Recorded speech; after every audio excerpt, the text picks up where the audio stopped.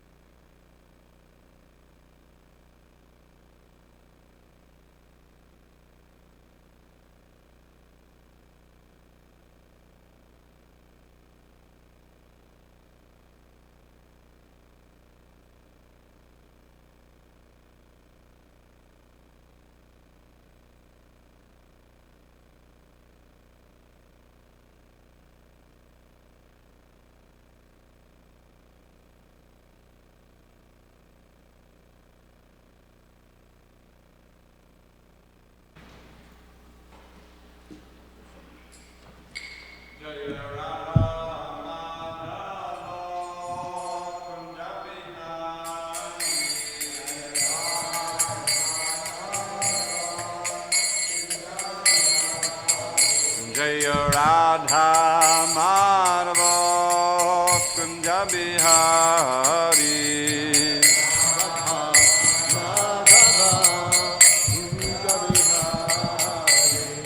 Gopi Jana Vallabha Girivardhari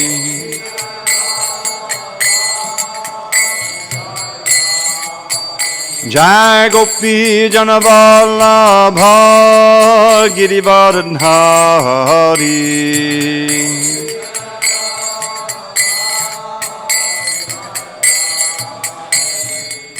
Yashodanandana Brajajana Ranjana Yashodanandana Brajajana Ranjana Yamuna Tira Vanachari Yamuna Tira Vanachari Jaya Radha Madhava Kunja Bihari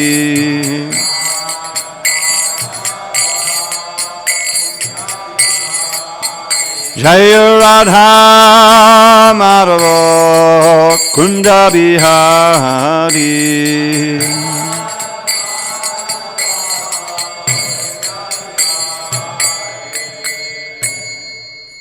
Jai Mr. Pad, Paramahansa Bhadrakacharya Astotar to the Srimad Divine Grace Srila A.C. Bhaktivedanta Swami Prabhupada Ki Jai ISKCON BBT Founder Acharya Srila Prabhupada Ki Jai Jayam Vishnupad Paramahansa Bhadrakacharya Astotar to the Srimad His Divine Grace Srila Bhakti Siddhanta Saraswati Thakur Ki Jai Ananda Koti Vaishnavindra Ki Jai Namacharya Srila Haridas Thakur Ki Jai Grantharaj Srimad Bhagavatam Ki Jai and Samaveta Bhaktavrinda Ki Jai.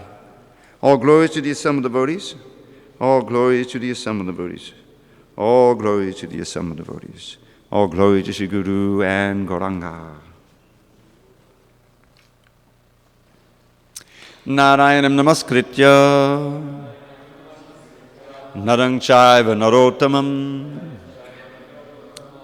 Devim saraswatim vyasam Tato jai mudiraye. Before reciting the Srimad Bhagavatam, we should offer our respectful obeisances unto Lord Narayan, the Supreme Personality of Godhead, unto Narayan Rishi, the supermost human being, unto Mother Saraswati, the goddess of learning, unto Srila Vyasadeva, the author, and unto Srila Prabhupada, the translator, commentator, and our spiritual master. Nashta prayeshta bhadreshu nityam bhagavata sevaya bhagavatyuttama shloke bhaktim bhavati naishtiki. By regular attendance in classes on Srimad Bhagavatam and by rendering devotional service to the pure devotee, all that is inauspicious within the heart is destroyed almost to nil. And loving devotional service to the Supreme Lord, who is glorified in transcendental songs, is established as an irrevocable fact. Om Namo Bhagavate Vasudevaya. Om Namo Bhagavate Vasudevaya. Om Namo Bhagavate Vasudevaya.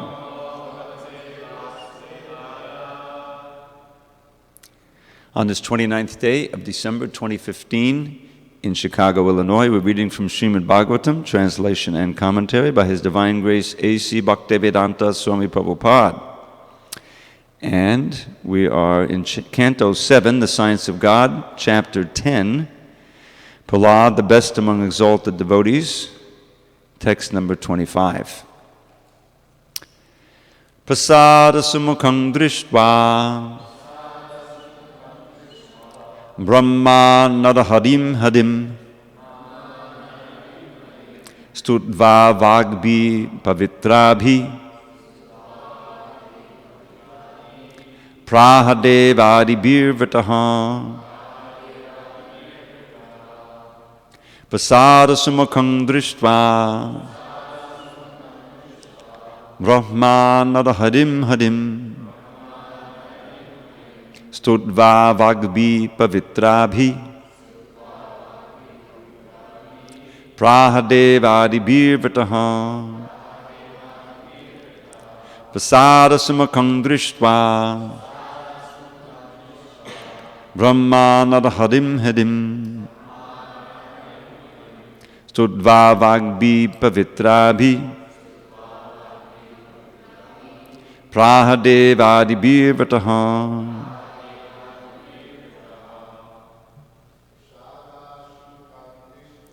Pasada sumukham drishtva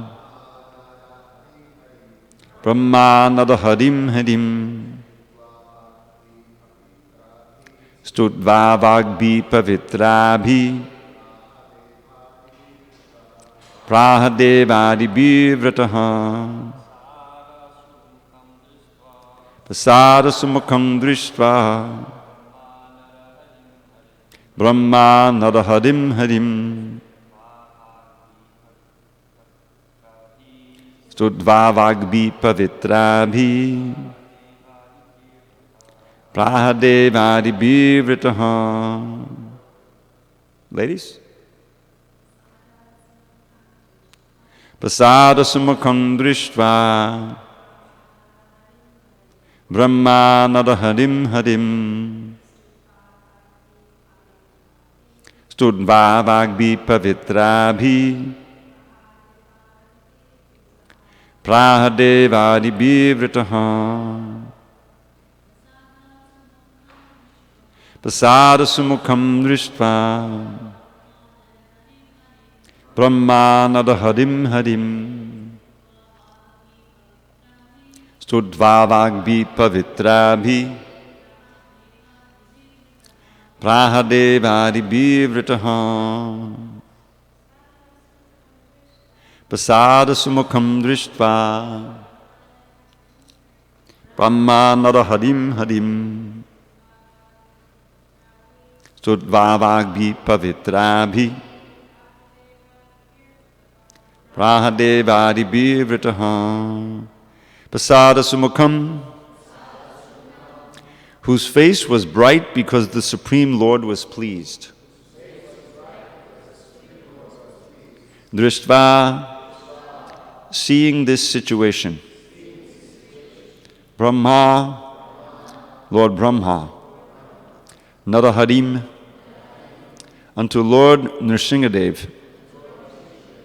Harim, the Supreme Personality of Godhead.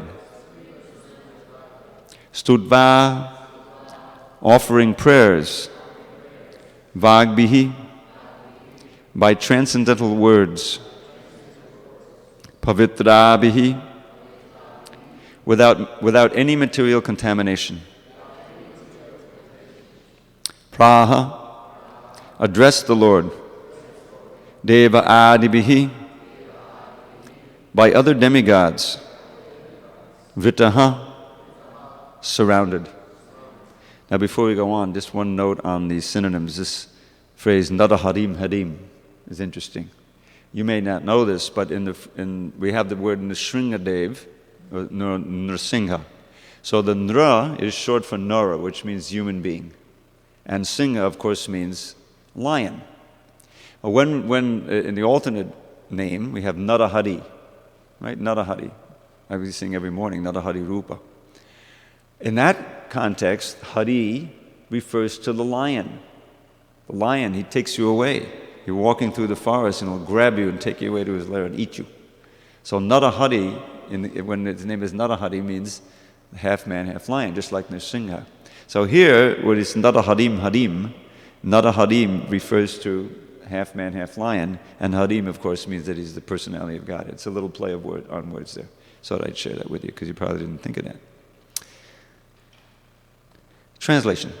Lord Brahma, surrounded by the other demigods, was bright-faced because the Lord was pleased. Thus he offered prayers to the Lord with transcendental words. And there's no purport there, so I'm going to go on. Shri Brahmavacha Deva Deva Kiladyaksha Bhuta Bhavana Purvaja Dishya Te Nihitak Papo Loka Santapano Sudaha.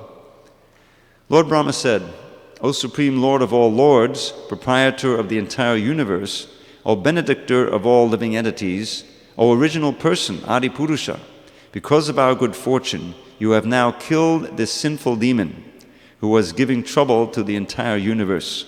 Purport. The word Purvaja is described in the Bhagavad Gita 10.8. Aham sarvasya prabhavo mattak sarvam pravartate. All the demigods, including Lord Brahma, are manifested from the Supreme Personality of Godhead. Therefore, the original person, the cause of all causes, is Govinda, the Adi Purusham. Alex Prabhu, I'm supposed to go on, right? Do you remember? To what? To 20? 29. Okay. Thank you. Text 27. Yo salabnavaro matto navadhyo mama thrishtibihi tapo yoga balo nadha samasta nagamanahan. The demon Hiranyakashipu received from me the benediction that he would not be killed by any living being within my creation. With this assurance, and with strength derived from austerities and mystic power, he became excessively proud and transgressed all the Vedic injunctions. Dishya tattanayak sadhu mahabhagavator bhagaha tvaya vimochito mrityor dishya tvam samito duna. By great fortune, Hiranyakashipu's son Prahlad Maharaj has now been released from death. For although he is a child, he is an exalted devotee. Now he is fully under the protection of your lotus feet. Text 29. Etad vapuste bhagavan dhyayatak padamatmanaha sarvato goptra santrasan mrityur api jagangsataha. My dear Lord, O Supreme Personality of Godhead, you are the Supreme Soul. If one meditates upon your transcendental body, you naturally protect him from all sources of fear, even the imminent danger of death. Purport. Everyone is sure to die, for no one is excused from the hands of death, which is but a feature of the Supreme Personality of Godhead. Mrityu sarvaharashchaham, which is Bhagavad Gita 10.34, and means, as death, I take everything away. When one becomes a devotee, however, he is not destined to die according to a limited duration of life. Everyone has a limited duration of life, but a devotee's lifetime can be extended by the mercy of the Supreme Lord, who is able to nullify the results of one's karma. Karmani nirdhati kintu cha bhakti bhajam. This is the statement of Brahma Samhita 5.54. A devotee is not under the laws of karma. Therefore, even a devotee's scheduled death can be avoided by the causeless mercy of the Supreme Lord. God protects the devotee even from the extreme danger of death. Om Jnana Timirandasya Jnananjana Shalakaya Chakshu Unmilitam Mena Tasmai Shri Gurave Namaha. I was born in the darkness of ignorance.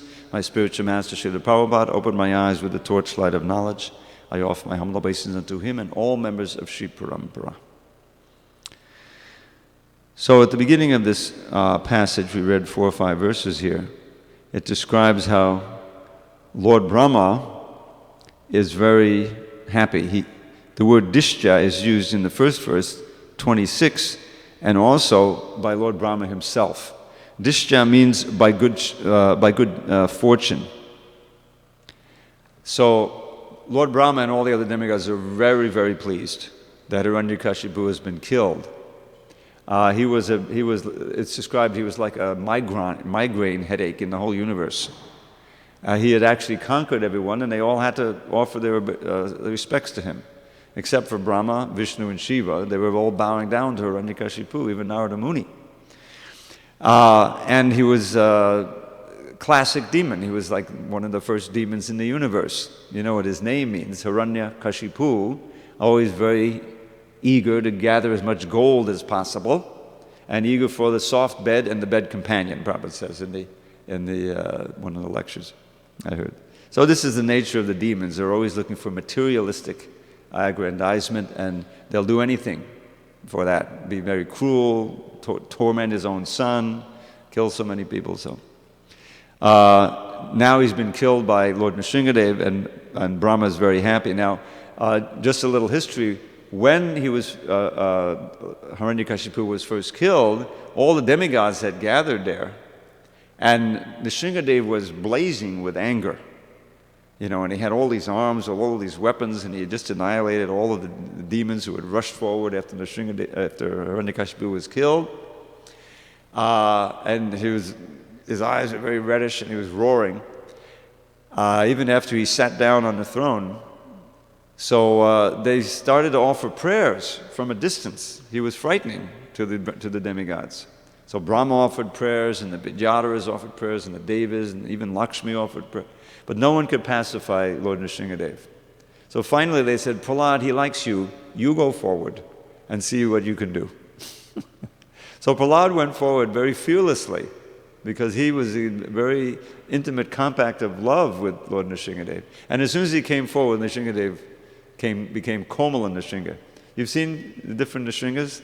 There's Ugra Nrsinga, and then there's Komala Nrsinga. Very soft and very gentle Nrsinga. Usually he has Prahlad Maharaj there right on his lap or next to him. So then Prahlad offered these wonderful prayers in the previous chapter, chapter 9, of which there are so many wonderful examples and special prayers.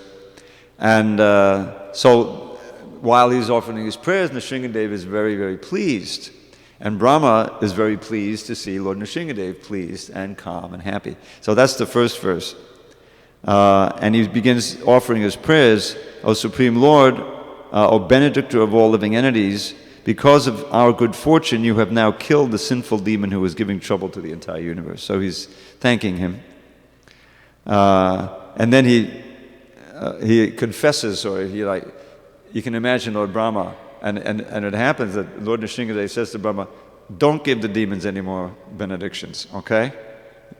Because it was Brahma's, so I gave him the benediction that he wouldn't be killed by any living being in the universe. And there was all other caveats.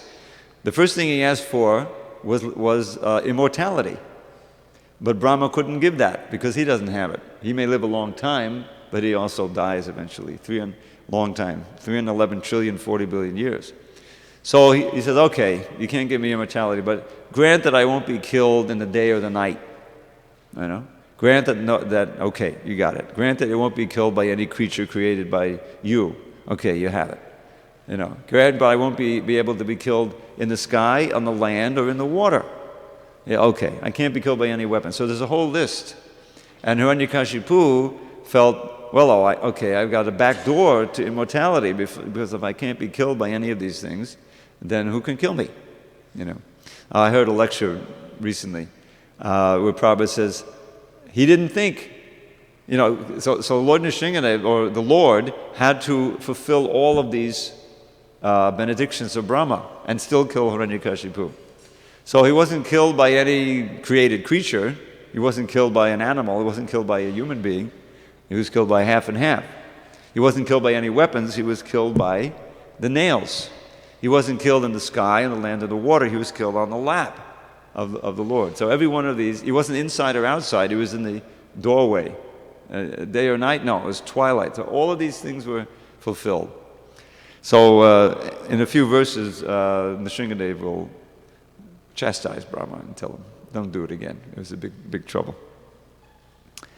So he goes on. Then in the text 20, he uses the word dishya, by good fortune, twice. By good fortune means that he's really overjoyed that it's happened. And he goes on, and then text 29, and this is the one we can explore a little more. If one meditates on your transcendental body, you protect him from all sources of fear. So this idea of, in this material world, it's a place of fearfulness. In everyone who's in the modes of nature, in the bodily concept of life, is constantly threatened by fear. And so much of the activity of the materialists is allaying that fear or trying to forget it. But just think about the situation. The body is a very fragile little machine. And it's subject to disease, destruction, all kinds of compromise at every moment. We never really know when it's going to happen. And it's such a dangerous place. Padam padam yad vipadam. Right? This is right in the Bhagavatam 7.10.25. Shukadeva Goswami says, he encourages Parikshit, those who have taken shelter of the abode, of the lotus feet of the Lord, Samashatahi padapallavaplavam mahatpadam punyasho murare bhavam mudiyavatsabadam padam padam. On that boat, this ocean, this vast, impassable ocean of birth and death, shrinks down to the water in a little calf's hoofprint. In other words, it's easy to cross over it, cross all over the dangers. So they're not beset. Those fortunate souls who actually take shelter fully of the lotus feet of Krishna means who engage in devotional service 100%, pure devotees. Not for them is this place, which is padam padam yad vipadam, where there's danger at every step. So what is the basic cause of fear? A very important verse in the 11th canto, Prabhupada quoted all the time. Bhayam vritiyabhanaveshitak syad isharapetasya viparhiyo asmati tanmahayato bhula abhajetam bhaktyakayesham gurudevatatma. This is the 9 Yogendras, the sons of the Shabdev, teaching Maharaj Nimi. A very important section, the 2nd, 3rd, and 4th chapter of the 11th canto. So this is the first lesson. And he begins actually by saying, in his lesson, said, here's how you can get rid of all fear.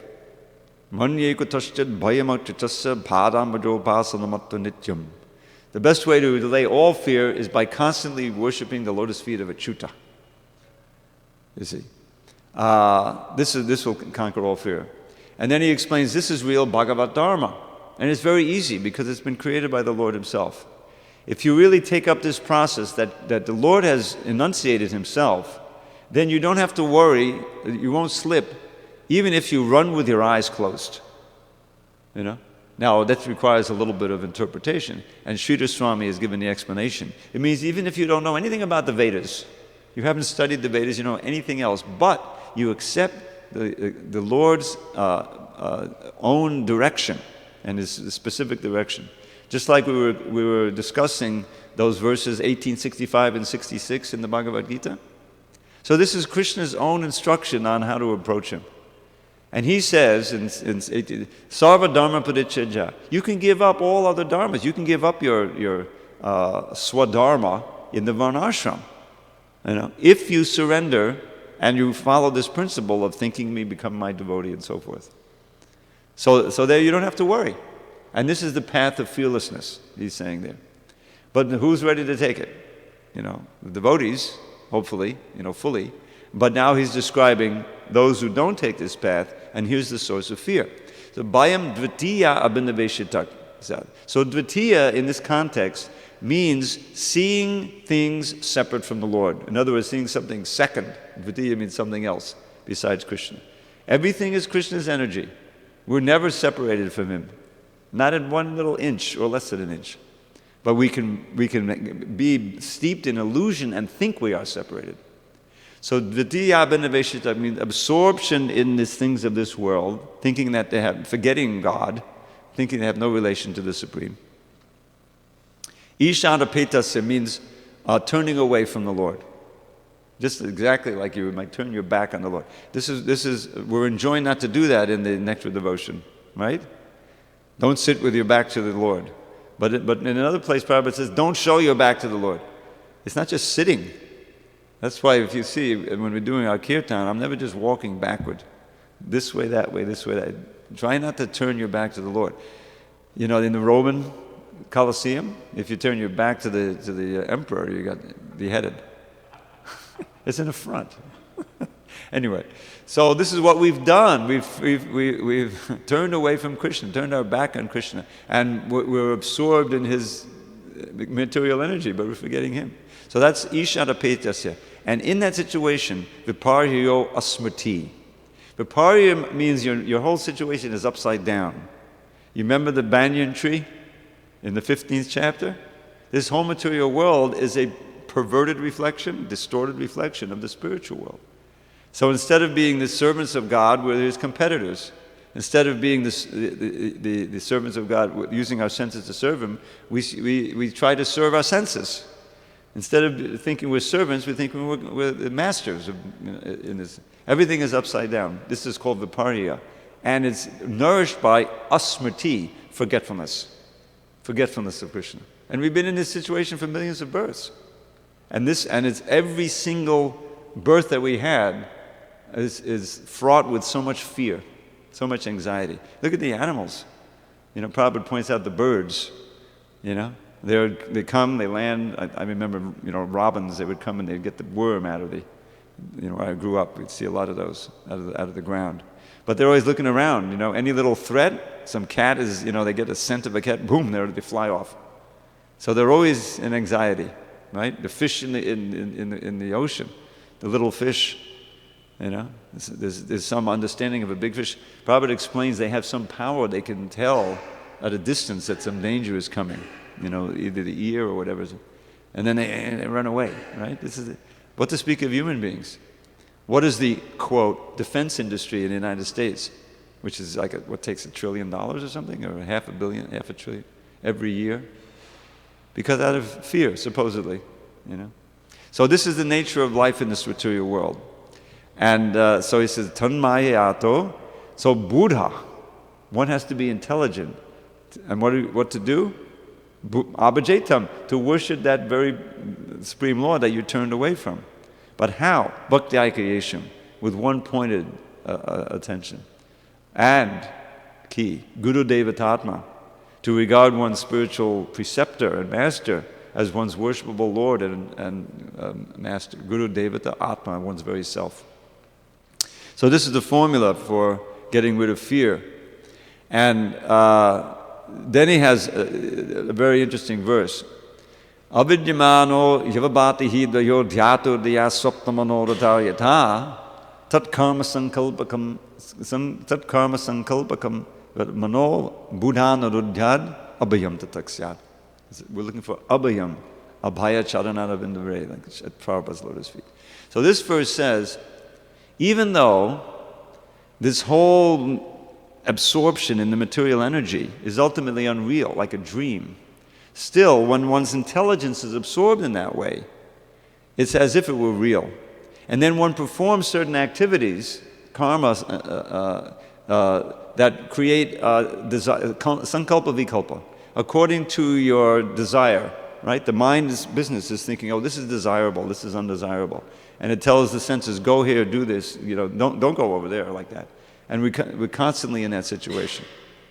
And so one who's intelligent, because it's all a question of the mind here, one who's intelligent controls his mind, withdraws it from this absorption and trying to enjoy the dualities of this world and seeing as it's separate from Krishna, and places it on the lotus feet of the Lord.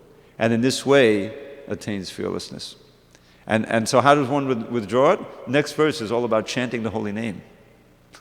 Yeah, he says this is the best way to do it. And then the verse after that is a verse that Lord Chaitanya told Prakashananda Saraswati when they had a conversation in Varanasi. Remember, there was this whole chapter 7 of the Adi Leela. He says, my spiritual master, Ishwar Puri, told me that this is the most important verse in the whole Bhagavatam. Yes.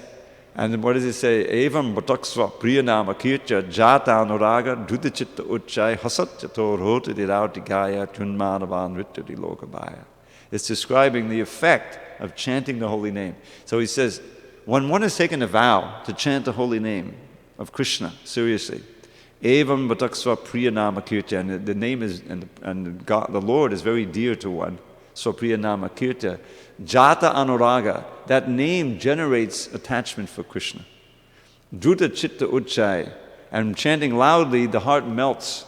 And then he describes, some ecstatic symptoms. Hasati ator out, and he laughs, he cries, he shouts, and rolls around, and he dances. The dancing is next. Not worrying about outsiders. When we come before the deity, we should let it go. We have to chant. We have to let our heart, this is our chance. And let those feet, dance. That's part of it. Chanting and dancing is science. So anyway, that came up because he says, you naturally protect him from all sorts of fear, even the imminent danger of death. Now in this purport, Prabhupada refers to this well-known phrase in the 10th chapter of Bhagavad Gita, Mrityu Sarvaharas Chaham. Prabhupada would use this line from this verse all the time. Because this one line, what it says, Krishna says, I am death, and I take everything away at the time of death. He says that the devotees, they see Krishna. They accept death is not, for the pure devotees, it's not an anxiety. It's a transition. And they see Krishna, he comes and takes them back to Godhead. And the impersonalists also see Krishna, but in the form of death. He takes everything away. He's supreme. You can't do anything. At a certain point, you cannot do anything.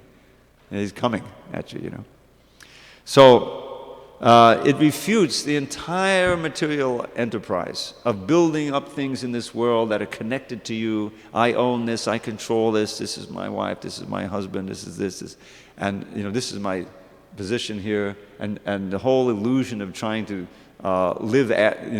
do things that are permanent, that will keep your name and fame after you die. This whole, everything is taken away at death. So there's no point in what does it say in the Bible? Putting up your hopes in this world where dust and will decay everything. Rather build your house in the kingdom of God. He's absolutely correct, right? So Mityu Sarva Haraschaham, and we should remember that. That's why devotees try to live as simply as possible. Because think of it logically like this. We know that we want to increase our attachment for Krishna. That attachment, which matures into love, prema, that's what it begins. That's eternal. That's the essential nature of the soul. Right? Nitya Siddha Krishna Prema Sadhya Kabunoi. It's not something that's artificial that you bring it. It's our eternal perfection of the soul. And each one of us has that in our heart. Shravanadi Shuddha Chitte Karaya Udoy. And by practicing devotional service, beginning with hearing, chanting, etc., it naturally awakens. So now, logically, we're practicing our sadhana bhakti, but we still have certain attachments. We're trying to, advance to devotional service.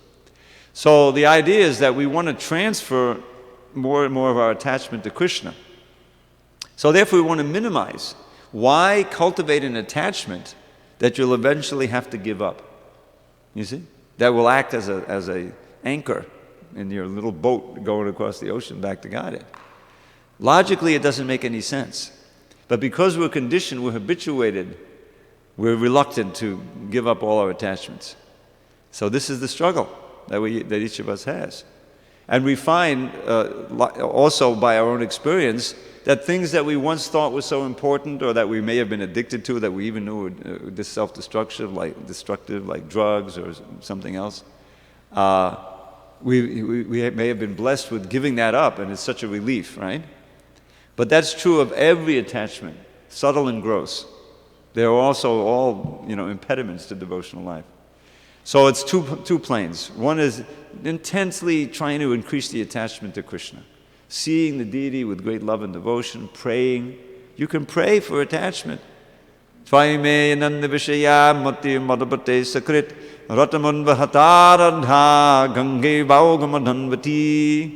hands. Who knows this verse? Does anyone know? Yes, very good. Queen Kunti. So she's praying. I put it into a little poem. Oh, Madhu's Lord, please ever fill my mind with thoughts of Thee, not any other kind. As Ganges torrent flows into the sea, let all my love flow constantly to Thee. You can pray like that. You can come before Kishori here and pray like that. Everyone's allowed to pray. Because we need to pray. Now it's interesting, the idea of prayer came up. Why pray? Doesn't Krishna know our heart already? He knows our heart. So what's the point of praying? So the praying is actually for us. Because by articulating this prayer, especially, taking existing prayers, you enter into the mood of the prayer.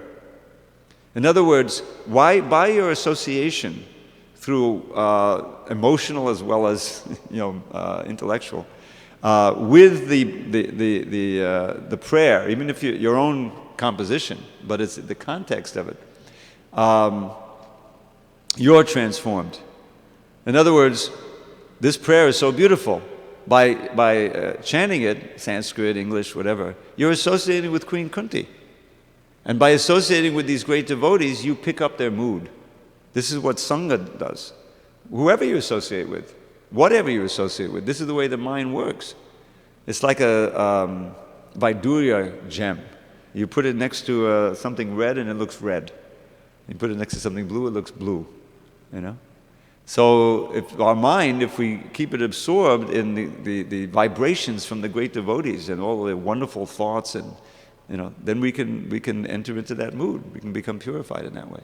So as well as articulating our own prayers, because the context means that we get strength from the Lord, and the Lord blesses us with the strength to actually advance in devotional. So praying is very important. Many of you were here a few years ago when we did the theme of the weekend was Vandanam. You remember the Vandanam?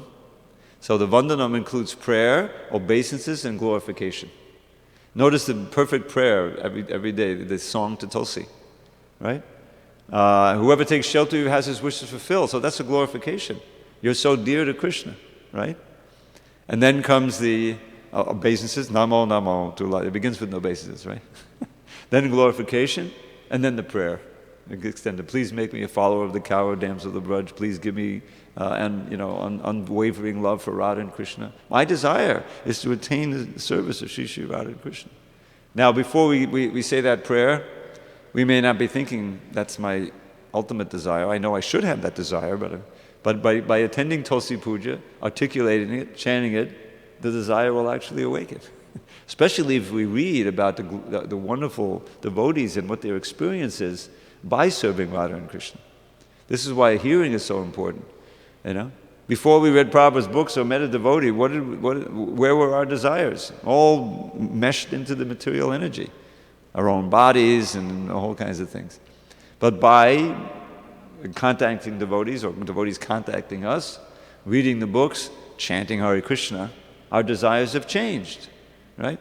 So many of the harmful desires are gone, and these really healthy desires are growing, and that's called the creeper of devotion. The seed is planted, by the spiritual master or spiritual masters. And that seed is in the form of the instructions, the holy name, and the faith in the process. All of that is part of the seed. But it has to be nourished. It has to be watered nicely, by the process of hearing and chanting, etc., mostly hearing and chanting. And it's just a creeper of desire. It's a creeper of desire that we didn't know was there, or that we never experienced for thousands or millions of births. And suddenly that is our desire. But there's also these other latent desires. There's also the weeds of offenses. So we have to tend that garden very nicely. I encourage you, read this chapter 19 of the Madhya Lila in the Chaitanya Charitamrita. It's all this instructions to Rupa Goswami. And Prabhupada's beautiful purports there, where he describes how to cultivate that garden. Avoid offenses, especially to the pure devotee. It acts like an elephant and can crush the whole garden and completely stop your progress. So that's part of it.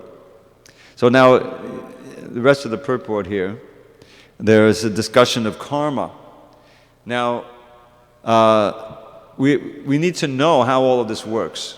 The first lesson of Bhagavad Gita is that you're spirit soul, you're not the body, right? Now immediately, the spirit soul is eternal, the body is temporary. Eternal means no beginning and no end. Some religions have the idea there's a beginning but no end. That doesn't make any sense. They think you come into being when you're born, and then you have one shot. Either you surrender or you go to the dark place. It doesn't work like that. We come into this life from many other lives. There's not the beginning. There's no beginning. Ajo means no birth, living in it. Ajo nityak shashvato yampura. So that means, then the question is, why did I get this situation? Why does everyone get all these different situations? Some are born with the proverbial silver spoon in their mouth, and some are born into great difficulty. So is it just arbitrary? No, it's not arbitrary. It's according to the karma. As Kapila Dev says, karma na daivane prena jantur deho papattaye striyak pavishta uradam bhungso reta kanashya. He's describing there that according to your karma, your activities, there's oversight by the gods, and of course by the super soul. And each living entity gets put into a womb just suitable so that he can get his just desserts, both positive and negative. Now, that's the ordinary course of events, and it's been going on for millions of births, for trillions of living entities, uncountless. But we want to get out of this, because this is a very painful situation. The birth, the old age, the disease, the death, repeated and repeated, it's a kind of it's a punishment, it's a prison house. So, in order to get out of this trap or prison, we need to stop the karma, the fruit of activity, if you want to take karma to mean that. But we also have to eradicate the previous karma, which is all latent in previous births. So how can we do that? At the beginning of the 6th canto, it's very telling. At the end of the 5th canto, I'll tell you a little personal story. I was able to participate in the 17 books in 2-month marathon in 1975, in the spring of 75. You may have heard of that. Did you hear about that? I don't know if you heard, but everything. When Prabhupada was on the planet, there was a tremendous urgency. He had a great urgency because his time was limited. In fact, he mentions here about how Krishna can extend your life. And Prabhupada actually felt that happened in 1967. I'll get to that in a minute. So he didn't waste any time. He slept as little as possible. He was writing his books all night. He was writing all these letters and everything. And but his devotees weren't always, on that same sense of urgency. So I'm working in the press. I joined in 73 in the spring, and then by the end of the year, I was working full time in what was called ISKCON Press then, which became the Bhaktivedanta Book Trust. I was a proofreader, and I remember working on the 4th canto. I still remember the Song of Shiva, the Song of Shiva that he gave to the Prachetas. Anyway, there's all these memories from that production. But it was taking us quite a while to finish that 4th canto. And meanwhile, Prabhupada had written the whole CC. It was just waiting there. I think it had been transcribed, maybe not. And the 5th canto. So he was upset with us. The books aren't coming out. So he consulted, with the West Coast team, which had been the printing and distribution team, and in New York we were the production team. So it was decided to consolidate it all, and it was all consolidated into L.A. So in the May of 1975, we all packed up and we just flew out to L.A. and we settled in there. So now you had everything in one spot. You had the painters, you had the editors, you had the production, you had the warehouse, everything was there. So then the question is, well, now how are we going to speed up the book production? So Ramaswar Swami at that time, he was the in charge, and Radhaballava was the manager. So they were consulting on a morning walk. Maybe some of you haven't heard this. This is a critical pastime. So they're consulting on a morning walk, and they had figured out how they could speed everything up. From doing 4 books in a year, which is what we did with the 4th canto, 1974, he said, Prabhupada, we're ready to do a book every 2 months, which would be a big increase. It would be 6 books. So maybe it was 2 books every 2 months, something like that. So Prabhupada turned, he's walking on the beach, he had this cane, and he turned and he said, you have to do 17 books, that was how many were left, were in the pipeline, in 2 months. And so Ramaswar, his jaw dropped. This is a serious thing. And he says, Prabhupada, that's impossible. And so Prabhupada, famously, he put his cane into the sand, and said, impossible is a word in a fool's dictionary. You've heard that phrase. So this was this was like a huge challenge. You have to do it, otherwise you're disqualified. That came out too. So I said, okay. So they hung back. The morning walk resumed, and then some Radhaballava and Ramaswar in the back there, consulting feverishly. Can we do it? Can we do it? How are we going to do it? So we got to do it. So they figured out. So they came back to Prabhupada and said, Prabhupada, we can do it, but you have to, with these caveats, we have to be able to consult with you at any time, because Prabhupada was going to fly off, And there's so many questions that come up in the production of these books. So he said, okay. And we have to be able to fly anybody in that we need, from anywhere in America or even abroad, who can do anything with English, because the real holdup is the editing. It's Sanskrit, Bengali, and English. Okay. And the artists, they can't take, 6 months on their paintings anymore. We have to, so that was the whole thing. There was all these different things. So Prabhupada agreed. So the marathon was on, Now, I didn't get to participate first because I was working on BTG, so Jayadwaita Das Brahmachari at the time could join with Hayagriva and be in the marathon. So the marathon was going on all around me, and I was making it. But after some time, Hayagriva dropped out, and so they needed another editor to make the deadline. So there was a contest, a bunch of us who could do some editing, and I won the contest. So I got to edit 4 or 5 chapters in the 5th canto and 4 chapters in the Antya-lila. So what was the chapters? Well, one of the chapters was chapter 26. I think that's the last chapter of the 5th canto. And it was all about the hells. Have you ever read the hells? I mean, and we're working in the middle of the night here, so it's a marathon, This is like pretty scary stuff, fire and brimstone. So, that was bracing, and then there was the Antya-lila, Lord Chaitanya dancing and chanting, kind of the antidote.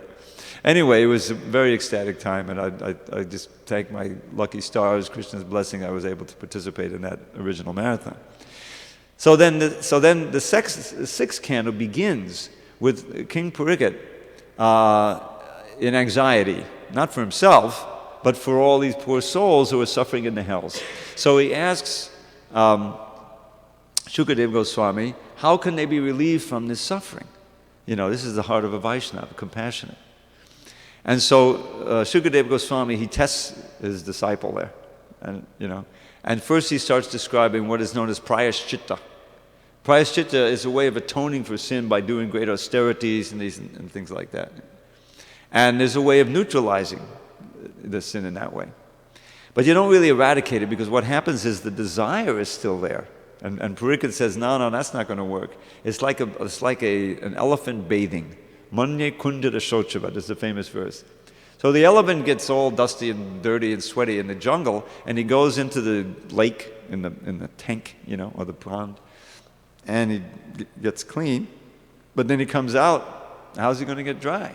There's no gumption big enough for him. So he rolls around on the bank, and he gets all dusty and dirty again. So the idea is that you may get neutralize some of the actual reactions, but you still have the latent desire for performing the sin, and that eventually comes out, and so you're back where you started from. It's not really effective. And then he says, well, maybe Gyan will work, and they'll say the same thing. And so then, what story does he tell? Who knows? A Jamil. The Jamil story? Yeah, and this is the conclusion. By chanting the holy name, even not purely, but with namabhas, you can be saved from enormous punishment and suffering due to your sinful activities. And I'm not going to retell the whole story of a Jamil, but read the 6th canto. So this is very significant.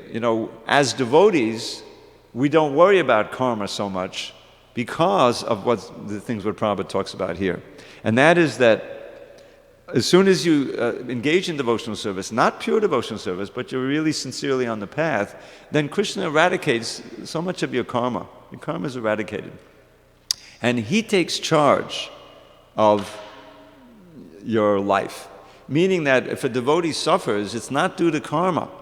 It's due to Krishna's arrangement as a lesson to the devotee, or a lesson to those who are taught by what the devotee undergoes. So Prabhupada mentions that. And he specifically about duration of life. Now, Prabhupada in 1967, he had a serious stroke, and it was, by all indications, he was ready to pass away at that time. This is the end of May in 1967. He'd been going full bore. It was like finally the ISKCON society was together. He had his own place, 22nd Avenue. He was preaching like anything. And, the famous concert in San Francisco, the mantra rock dance. Prabhupada is jumping up and down. I mean, he was, but his health wasn't that strong. And so he came back to New York after that. And a few weeks later, he had this stroke. And it was a serious thing. And so there was 2 centers at that time, San Francisco and New York. And I don't know, maybe 25 devotees in each one. And so, I won't tell the whole story, but, he went to the hospital, and the whole, the word went out, pray to Lord Nrsingadev, that my master has not finished his work. If you please, Lord, please save him, and not chant Hare Krishna. All night long, they were chanting. And the critical day, when it was very, very serious, the devotees in San Francisco chanted just from the bottom of their hearts. These are the famous devotees. Malati and Shamasundar, Mukunda was there with Janaki, and others had just joined. Jayananda, I think, was there at that point. Chanting, and same thing going on in New York.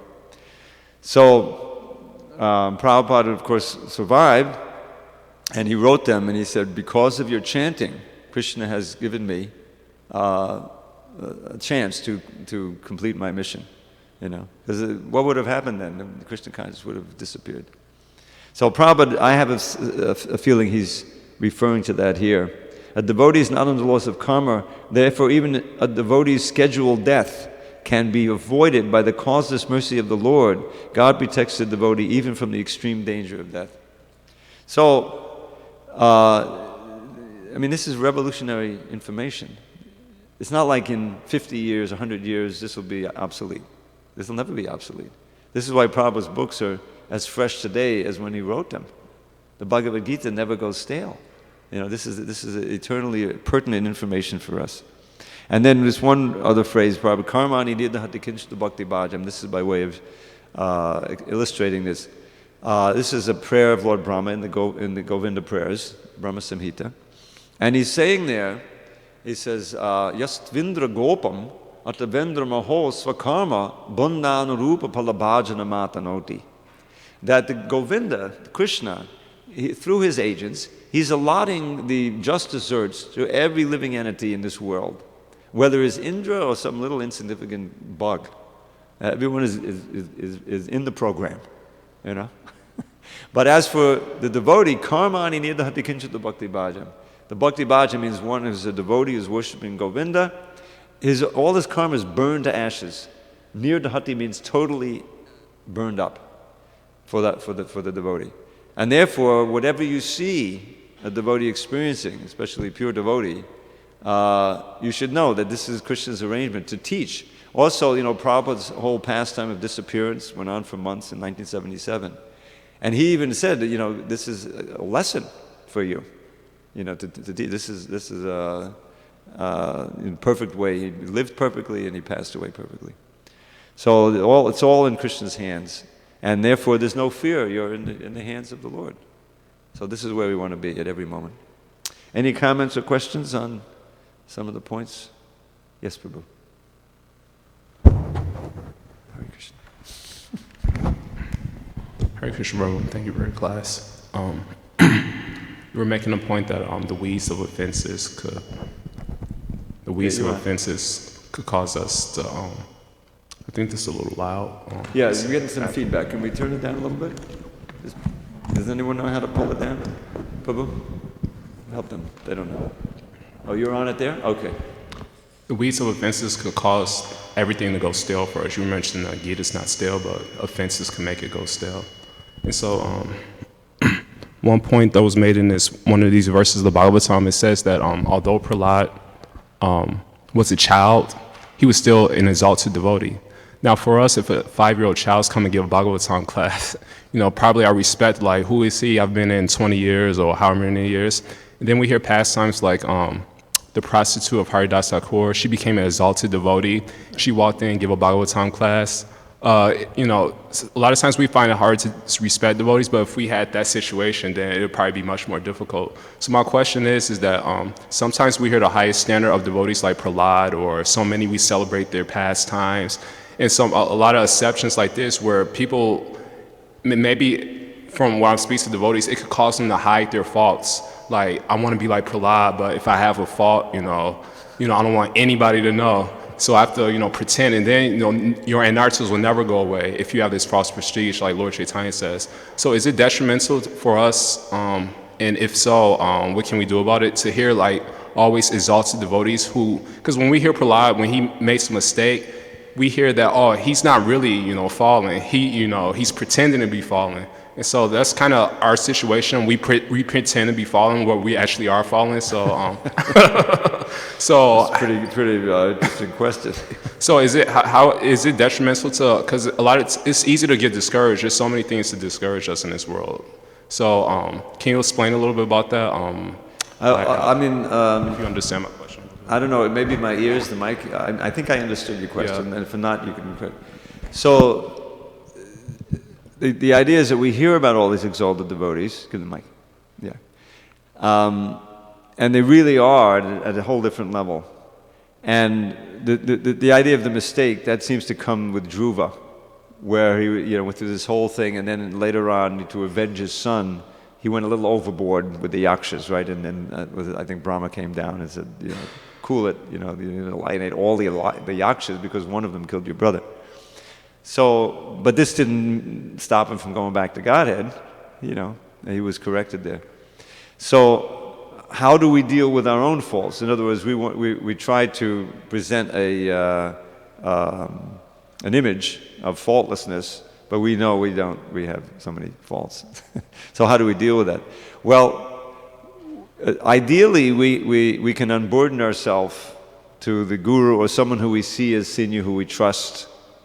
Because but we should at least, I just read this about the confession to the Lord.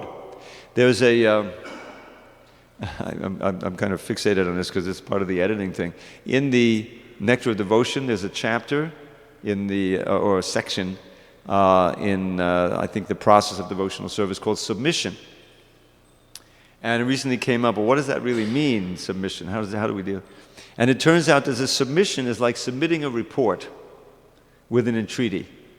And samples are many, like the songs of Bhaktivinoda Thakur. We were just reading, in Sharanagati, So he paints a kind of a bleak picture about himself. I wasted my whole life when I studied in he didn't use the word university, but college education. I found that to be detrimental, and now I'm at the fag end of my life. And he's describing a materialist, but he's a great devotee.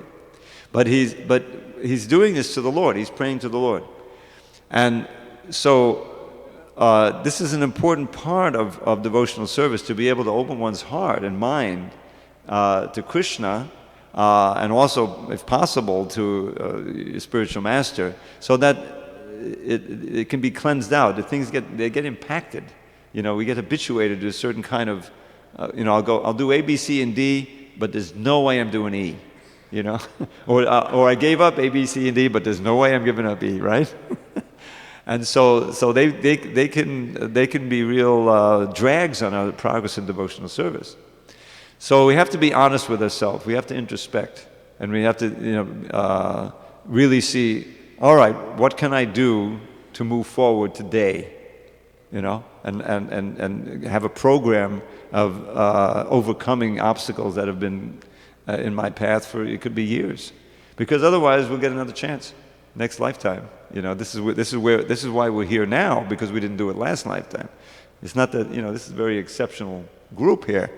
There's only like a dozen of us, or maybe 15, out of the millions So even though the movement has grown and there's thousands devotees, it's just a drop in the bucket compared to the 7 billion human beings on the planet.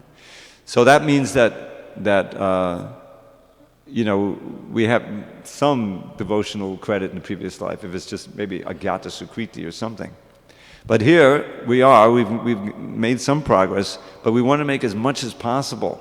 Or even, dare I say it, go back to Godhead in this lifetime. It used to be part of the idea. We all thought we're going back to Godhead. We're Prabhupada's lotus feet. Well, we have to stay there. We have to keep it pushing so that we don't get, as you say, I think, stale or dull in our devotional life. It really is a constant push, because there's always another level of surrender, as you find in the great devotees. That they're praying that, I'm not a devotee at all, please lift me up, and this mood of, it creates the urgency, and that anxiety is healthy, how I can improve in devotional service. Otherwise, it's easy to get complacent. The benefits of devotional service are so great. Even a little will can relieve your anxiety. You can become, even materially. You'll find that Krishna will help you to live in this world, generally speaking. Others may have another lesson they have to learn. So we don't want to think, I'm a devotee, and now I'm enjoying the benefits. No. We have a chance to go to get love of Godhead, to really experience the things you read about in the books. That's the best I can do with that, Prabhu. Any other? Go ahead, Prabhu. Subalji. Dravida Prabhuji. I was just thinking on the example of Dronacharya and Ekalavya from what we heard, during the Christmas retreat. And one of the Dronacharya used discrimination when he declined, the request of Ekalavya. Right. And he could understand that he was not qualified to receive that amount of power. Right. And just thinking on these great personalities, Lord Brahma, Lord Shiva, constantly throughout the Bhagavatam, there's so many stories of their giving benedictions to big time, big time demons, And so, how do you explain, this, that they choose, or because they may have seen, that these are people that are not necessarily very qualified to receive that amount of power, Yeah. And they created great havoc in the universe just because they were encouraged by those benedictions. So, the way I think that works is that the demigods, there's a place where it said they're kind of attendants of one's activity, meaning that they're plugged in to the karmic element of the things. In other words, if you do A, B, C, and D, then you're qualified to get it. Just like anyone can go into the store and buy, a bottle of bleach, right? There's no, if you have the money, if you have the $2.99, you get the bottle of bleach. So the store attendants, everything's working. They don't know, what you're going to do. Maybe it's a little different, but the point is you qualify because you have the $2.99. But somebody may use that bleach to throw in somebody's face. Another person's going to clean his bathroom with it. So it's like that. If you have you have the material qualification, then you get the benefit. So that's why karma is like it's like a bureaucracy, in one sense. Like you go to the DMV, and you pay your money, you fill out the forms, and okay, now you can get your license, But Krishna's not like that. He's looking at your heart, right? And he's not interested in any oblations or any benefits on his own, because most of these demigods, they're also getting something from their worshippers, right? If nothing else, at least praise, which So he's interested in the heart, your destiny and everything, because he has nothing to gain from these worshippers. So if you go approach Krishna, he may very well take away your material things, which are impediments, So therefore, as Prabhupada says, people don't like to go to Krishna, to Hari. But those who are wise, they'll go to Hari because they realize that, he can give us the greatest benefit, right? End to material life and reinstatement in his devotional service. So clearly they have some discretion. Here, Brahma made a mistake, and Lord Nrsimha Deva said, don't do it again. So assumedly the demons aren't going to Brahma, but they sure as heck go to Shiva. There's so many demons who go to Lord Shiva. So he seems to be more bound up by that. If you recall Vrikasura, it's an interesting story. That's near the end of the 10th canon. So he was a nasty guy, I mean, he was so low that he got to the point of cutting off his own flesh and offering it into the fire. It's just, hair-raising.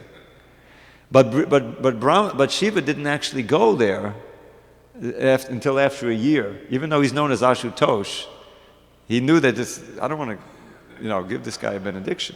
But at the point where he was ready to cut his own head off and throw it into the fire, or at least fall into the fire, he came down to stop him. Like you see someone trying to commit suicide. All right. So he comes and he appears, and he gives him that benediction. And then we see the reaction. Right away he gets a bad reaction, and that is that Vrikasura said, "All right, let me try it out on you." So Shiva's running. The idea is that you can get benefits from Kali, you can get benefits from Ganesh. It's kind of plugged in because you did the right worship, you said the right mantras and all this and that. But this is why we're not, we're enjoined very, very heavily not to worship any of the demigods, and even not to worship Krishna for any material purpose, because that defeats the whole purpose of worshiping Krishna. If you get it, that means your attachment to this world is even greater. So we can pray to Krishna, but you notice the great prayers, and I'll end with this because the time is going. I gotta. Rupa Goswami prays. Bhujanga de Pachandaka Spadata Kanda Chudankure Nirankasha Draganchala Brahmina Badda Bringa Brahme Patanga du Hitustati Vanukati Rakedi Priye Padaspadatu Me Mahus Tova Mukunda Shudharati, pure love. So it says, you wear the best of crests, a crown of perfect peacock plumes. Your dancing glances stun the bees meandering midst the blooms. You relish love play in a cottage by Kalindi's shore. O Krishna, may pure love for you be mine forevermore. This is the right prayer. Nadanang, that's what it means. So we should pray ardently for that to Krishna. All glories to Srila Prabhupada. Prabhu ki jai. Srila Prabhupada ki jai.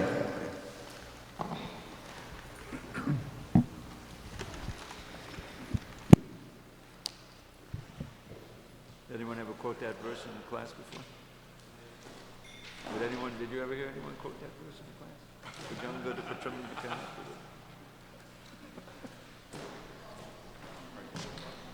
Haribo. Go ahead. I wanted to ask you a question. Yeah, what's up?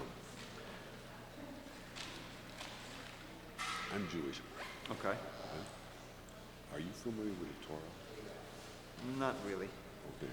So I'm talking about the Chumash, the first Bible. How do you, were you taught, may I kneel down here? Is that okay? I'm sorry? May I kneel down here?